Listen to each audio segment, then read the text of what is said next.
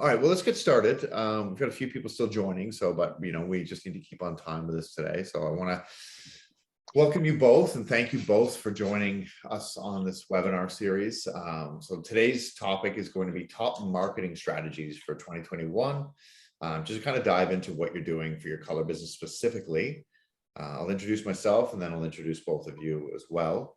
My name is Tim Howard. My job, I have sort of two titles or two roles at Vish. One is innovation, which means the next versions or the where the app is going, where it needs to go. I consistently meet with hairdressers and salon owners to pick their brains and find ways that we can improve Vish so that we are better serving you in salons and maximizing your revenue and your savings from hair color. And I also work as the head of CS, so customer support, customer success.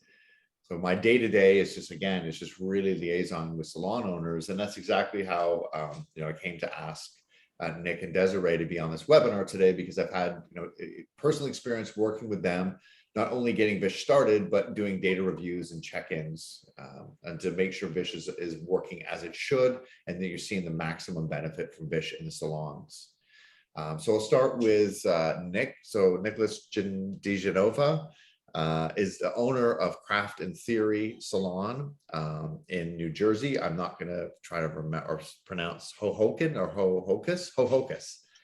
Is that correct? Yes, you got it. Awesome. Thank you. Thanks for having me.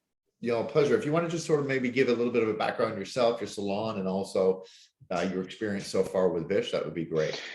Yeah, sure. I've been doing hair for 20 years and I've owned the salon now for 6. And we are in Hohokus, New Jersey. And we've been using Vish now for, I think, like 2.5 years. Yeah, you're one of our early adopters. Yeah. And I just felt like it was a no-brainer. And it's a super easy system to use. So it's enlightening too when you start seeing the data, and it's super interesting. So it's been a great addition to what we do, and yeah, that's about it. So we'll dive into exactly how Vish has worked for you.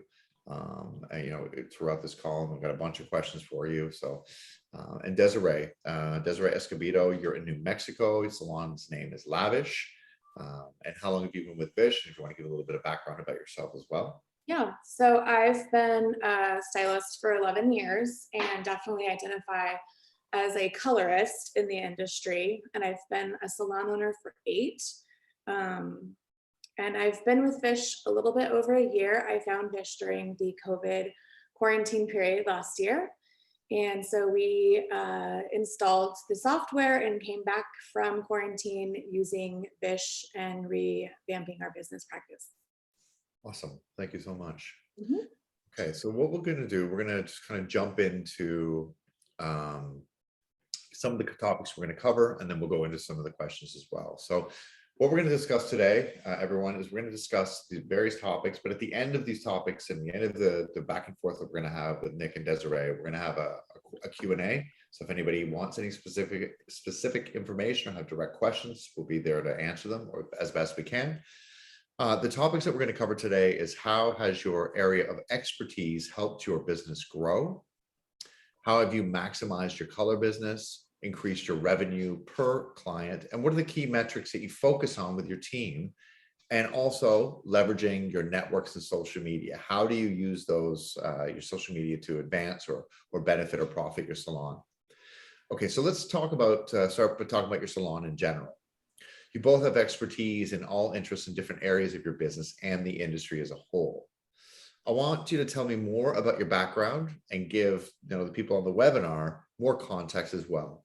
So we're going to talk about, focus kind of on sustainability, the environment, profits, customer support, numbers-driven business networking. So for Desirre, creativity and relationship building is sort of your area of expertise. So I know I just kind of gave a big mouthful, but if you could talk about how that affects in the different areas of your business and the industry itself.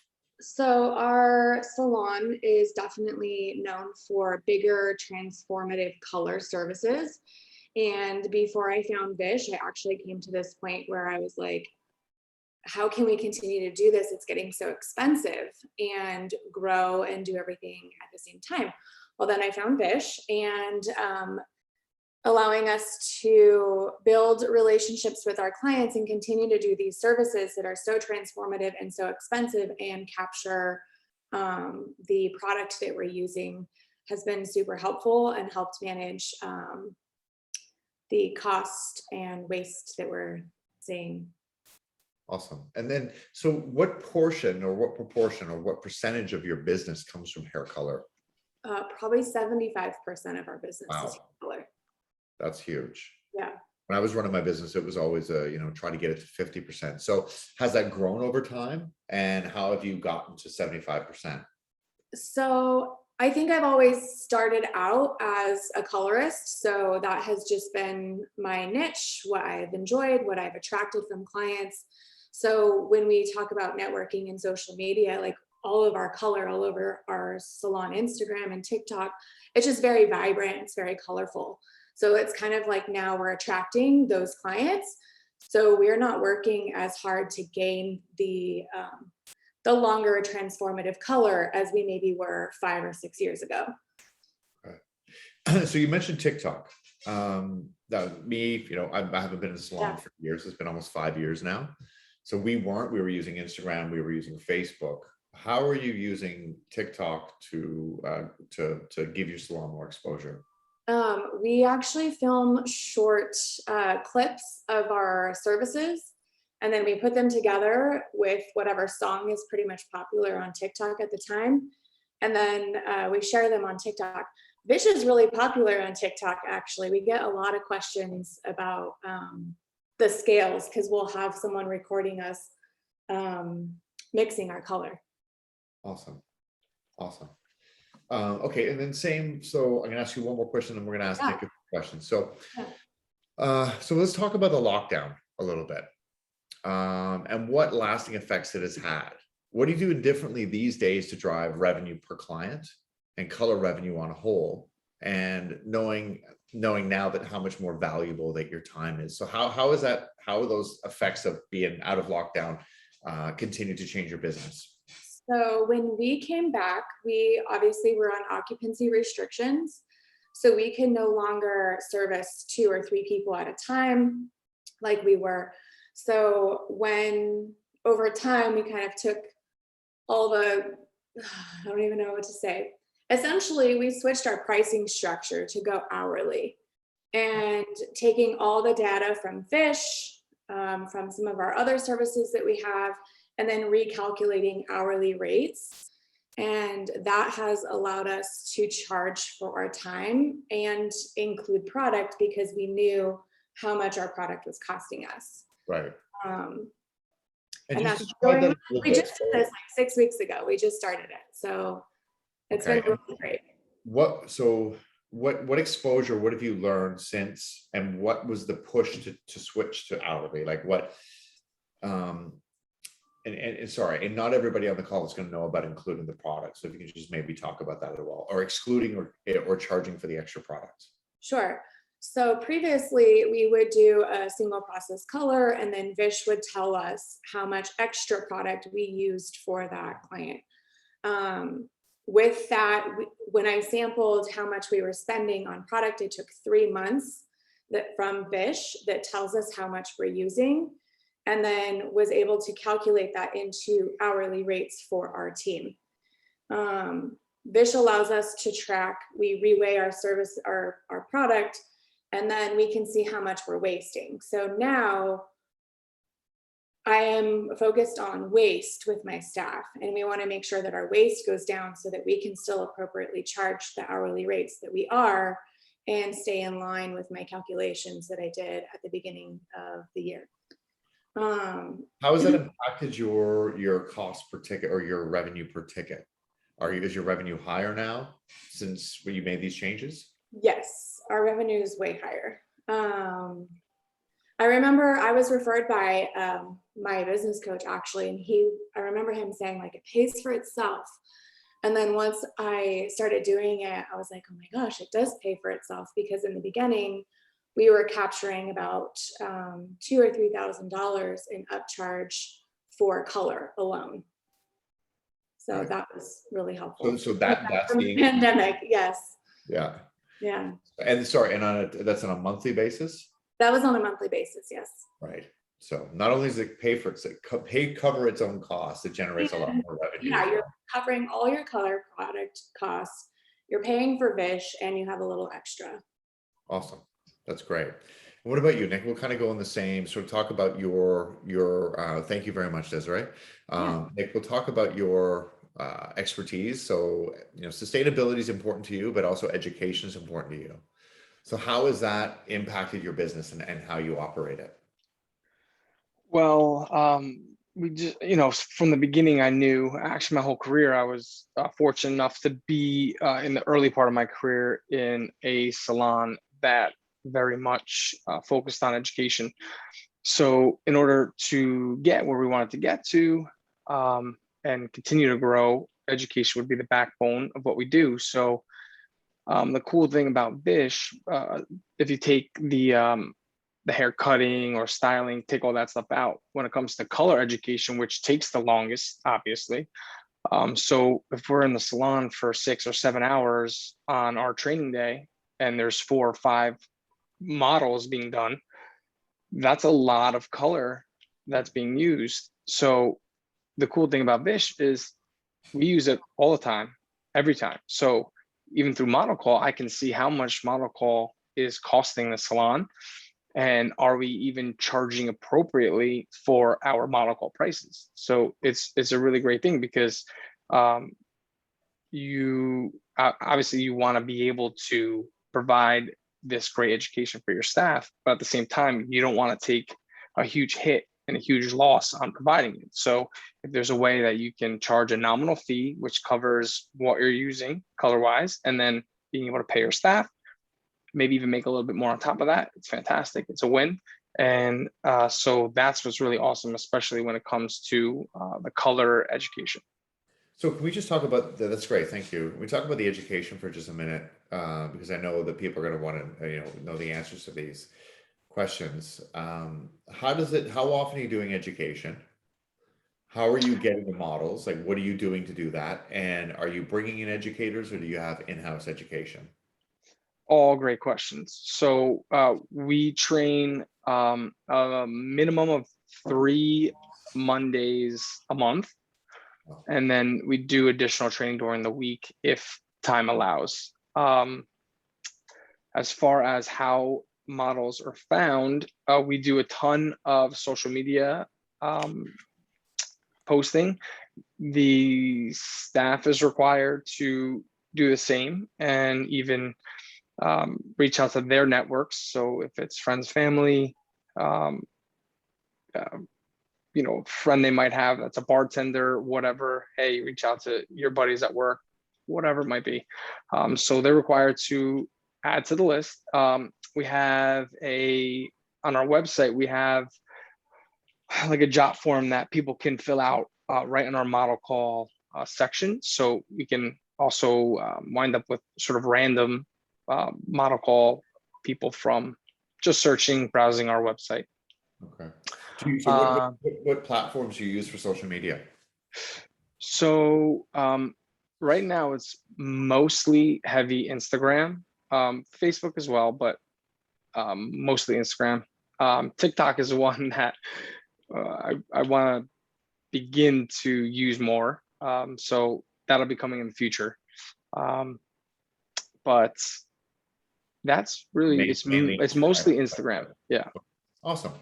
And then what about for you? Same sort of question. When we're talking about what proportion of your business comes from hair color? Well, it's not 75, but it's about 53%. Okay, great. And how's that grown? Like, where was it? Where is it now? Yes.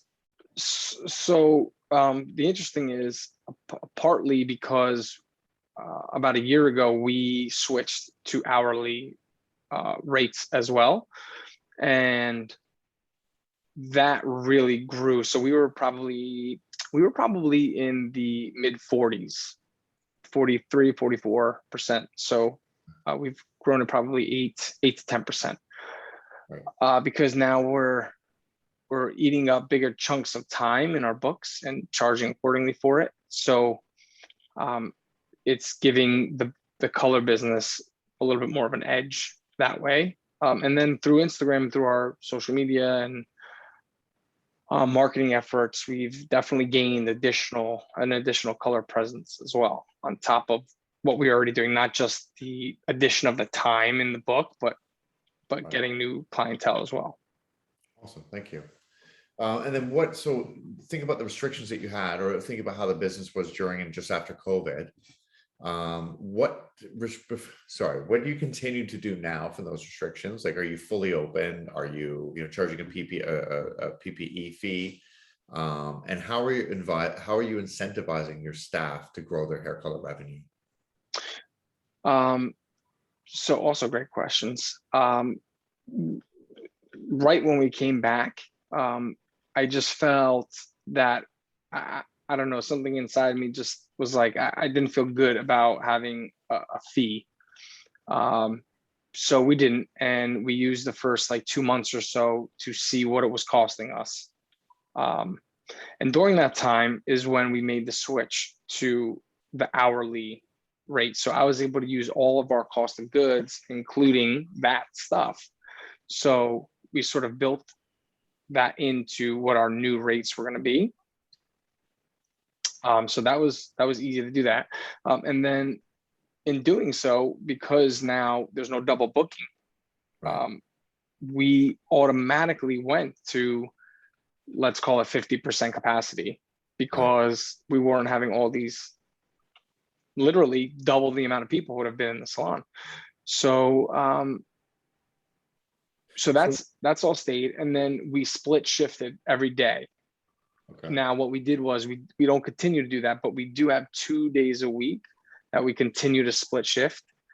For anyone who still feels a little bit more uncomfortable, or a little leery yet still, it's way less capacity even still. So maybe 25% capacity when you split that shift. Your revenue is it hasn't had a negative impact on your revenue. No, it's gone up. Excellent. It's gone up, just like Desirre had mentioned. Yep. So when we're talking about product charges, and for everybody who doesn't understand exactly what they are, I'll just give you a brief sort of intro. What we do at Vish is we meet with salons when they join, and then we kind of figure out what is the best approach they want to take for the salon based on understanding what they do and how they're currently billing. There's 3 models in the industry. One is all-inclusive pricing, so you can do a balayage and the team can use whatever product they want and as much as they want, and the customer's bill will never change. Sort of the old model that just doesn't work, because what you'll find is profitability from service to service, from hairdresser to hairdresser, fluctuates wildly. The 2 models that we work with Vish, which is we do it's an amount of color that's allowed for the service, so we call it product allowance. So we take 40 grams that's allowed for a new growth application, convert it to a dollar amount, and that is your budget that your hairdressers can spend. When that budget is exceeded, we push the product charge to the front desk. So what Desirre was talking about was $2,000 to $3,000 a month in additional revenue from when extra product is used. We also have separating parts and labor altogether. So that means that when a customer comes in and they're paying $150 for that balayage service, that's for the service. Whatever product is used with a markup, standard markup, is in addition to that. So a balayage would be $150 for the service and maybe $20 or $30 for the product that was used. The hairdressers typically get paid on the service. The salon keeps the revenue from the product charges. So now that I've kind of defined that, from both of you, the product charges that get generated in your salon, do you pay any commission on that? Is it an incentive for the team? Does that go back to the house? How does it work? Either one of you or both of you can answer that. Go ahead, Desiree. I'm sorry, Tim, can you repeat the question? Yeah, so I'm just wondering about the product charges itself. So where's the separate revenue? And I know your model, you include quite a bit of product in the service because your prices are high. Right. But when there are additional product charges that get pushed to the front desk from Vish, do you share that revenue with the team? No. Okay. So at this point, if we, At this point with our pricing structure, there's no upcharge for product to clients if we did go over the allowance. But equally, if we were under what was allotted for that time, that also stays with the salon. So does that answer your question properly? Yep, that completely answers the question. Yeah. What about you, Nick? For us, it's a little bit of the same. Based on everything that we did and the research we did, sort of trial and error that we did, we factored in and decided that if, whatever the reason is, if the person comes in with extended regrowth or it's a virgin highlight, balayage, whatever application, all those things would take the stylist more time to do. So that time is the upcharge, which factors in the color. Right. So we don't upcharge any further unless, again, if it takes more time. So the time is the upcharge, which includes the color. Okay, perfect. It's the same for us. Yeah. I mean, I know it's a lot of salons that do hourly like you do. They have like a color correction, which is a quote, which then, it's not necessarily time-based, but it would be time-based in some respects. Yeah. But then, sometimes you may only, do a 2 or 3 hour appointment, but use $100 worth of product. So do you do anything like that? Or what about employee services? How do you work on those, and how do you charge the employees for services they get done, or do you charge them? So our employees, they do use additional product. So we have a service in there that's just employee color, and they measure everything through there, and then they pay for whatever product they used at the front desk when they're done. So that's been really nice, because prior to that, it's really hard to tell, have a little system set up for somebody who wants a retouch, for somebody who wants a corrective color in the salon. As an employee. So pricing those out were really challenging for me prior to having Vish. Now it's like, do whatever you want to your hair, pay for the product. You pay for it. Yeah. Yeah. We had a $15 flat fee in my salon, and they got abused by people. Oh yeah, I'm sure. Every week they would get like a color removed, go from blonde to brown to blonde to yellow to orange to all these colors, and it would only ever cost them $15. All right, so I'm going to ask you, Nick. So I know we've talked about this before, but I'm going to just kind of give a statement. Focus on reweigh, not money. Can you just talk about that for a second? Yeah. So I think for staff stylists, I think if they're focused on the percentage, and I think a lot of us are sort of competitive anyway. So if we could focus on that percentage of like, hey, you were at 87%, let's get that up to 99, 100. And they know, like, oh man, yeah, like, hey, everyone else is, or even just posting that percentage of all the staffs, it's like gets them upset. They're like, dang, I can't believe I'm that far behind, So instead of talking about what that equates to in dollars and cents, because then I just feel like it's, I don't know, can rub people the wrong way sometimes. And then it makes you look like all you care about is money. So because we're a green circle salon, we're eco-conscious and all that good stuff. When we talk about, hey, just get that reweigh percentage up, so then Vish can do the work. Vish will tell us, the next time you go in to use it, it's going to cut back everything, and you're going to have minimum waste, and we like that. So what about the culture of that, though? Because we've talked about that, you and I, before. If you notice somebody in your team that has a really high waist and a really low reweigh, how do you switch that conversation so that you're not talking about the waist? Just if you can just describe that as well. It's the same sort of vein as what you said. Yeah. But why is it important not to talk about the waist besides the fat? I mean, because I think what I'm trying to get at is that it can be a really negative conversation that they've heard for years and years and years, right? Like, you're wasting so much color. Why are you wasting so much? We put the bucket method in there.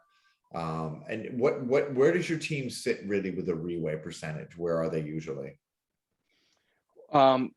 Everyone is above 95%. except for one stylist right now. But even at that's like 89, between 87 and 89. So the conversation really is just about, I feel like it's kind of easy in our sense, because our culture and the eco-conscious part of it is so ingrained in everything we do. So it's just easy to be like, hey, listen, at the end of the day, not only is it going to make it easier when you go to mix for the future, it's also better for the environment. We're not throwing out all this color and having to send it to Green Circle and yada yada yada and all that stuff. It's just easy, and they get it. It's a much better conversation, right? Because like you said, I mean, people are constantly thinking that salon owners are super rich and we're making all the money, but it's really not about that. It's right. It's about reweighing your bowls, making it better for the customer, making it better for the environment. Last question I'm going to ask both of you before we move into a Q&A. So I know we talked about the social media. We talked about the tools that you're using, which platforms you're using for social media. What other marketing tools have you brought into your business? And what is different in that regard? So pre-pandemic, post-pandemic, although we're not really post-pandemic yet. Have you leveraged social media more and other tools? And if so, why did you do it, and what are the effects been so far? And if that's not clear, I can rephrase that question. I think it's clear. I think it's just really big. Right. We've always been social media heavy. I think that our work just really loves social media because it's so bright and people are really attracted to those things. But after the pandemic, I have pushed social media harder amongst my staff. And we recently we're still in it, an August challenge where each of my staff, I did a 1 through 30 or 31, however many days are. And if they posted every single day and tagged the salon every single day, they got entered to win $250. So having something that's like incentivizing them to build their social media base also helps us build ours. We didn't do that pre-pandemic because I don't think I cared that much about social media before the pandemic. So now I just see the value so much better. They can't go hand out cards to people. They really have to use that to meet people and network with people. So that's a great answer. That really is. We've also created a little like, hi, I'm so-and-so. I work at the salon. Yeah. I would love to invite you in, check out my work. And my staff will send that to people on the Albuquerque hashtag or anything that's related to Albuquerque. And do you notice an increase in new customers because of that since the pandemic? Like, do you see it affect your new customer database? Yes, specifically for new talent, trying to find models and get clients. It's different. I used to go to the mall and like get models and get clients in and hand out my cards and talk to people. So with new talent that comes to our salon from school, that's what they're doing to get models in the door. So it is working. Right. It's so funny, right? Like, we have this discussion in Vish all the time about hairdressers using our software and hairdressers, maybe not being so tech savvy, but it's incredible how fast and the filters and everything else that they're using to make those photos look amazing, and the quality of posts that are coming out of salons every day are incredible. I think it's just such a switch. I think being home, like being in the pandemic, being at home, being on your phones and more has really, like, I think there's definitely an increase in the innovation with technology. Like those filters that are coming out that are constantly evolving are just so much better. Every week, it seems like they make leaps and bounds. So for Nick, for you, like what about you and how you ask your team? Because I don't know if it's a job description or is it part of their job? Do you define that? But getting them to do what Desirre is saying about social media posting, how much of it is expected of them and how much do you have to guide them or push them to do? So we have a really simple and easy policy around it, and it's one post a week, which is nothing, and one story a day. That's at a minimum. But I tell them, it's like, I mean, can you imagine, Tim, like Desiree, I don't know how old you are, but when I first started, if I had Instagram Yeah. to Hustle blow your up my business, Yeah. I mean, stop. So I tell them, I'm like, guys, you have no idea. This is for free. This costs you nothing.